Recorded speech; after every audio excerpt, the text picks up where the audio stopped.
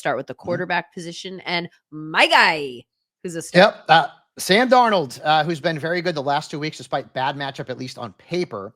Now he's got Atlanta.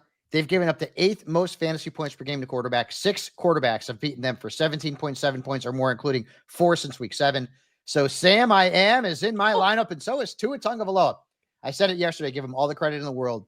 Even though the Dolphins lost, despite the cold weather, he had 25 points in Green Bay.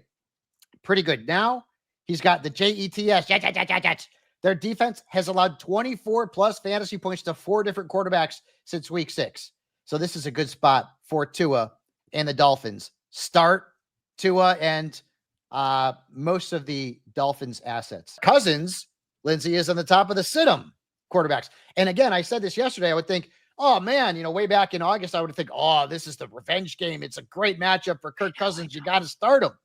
He had 2.1 points last week, and he's had his points decline in 4 straight games. The Vikings have allowed just 15.1 points per game to quarterbacks this year, and only Caleb has scored more than 15.6 points against them since week 9.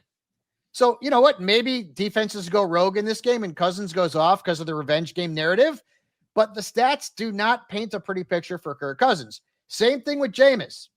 Now, if you're in the Superflex League, you start him. I understand that. But now he's got the Steelers. They have been really tough against quarterbacks at home, allowing the 3rd fewest fantasy points per game at the stadium formerly known as the Big Ketchup Bottle. What's more, Pittsburgh has forced more interceptions than it's allowed touchdowns in 5 games at home this year. So if you start Jameis in a 1 quarterback league, beware.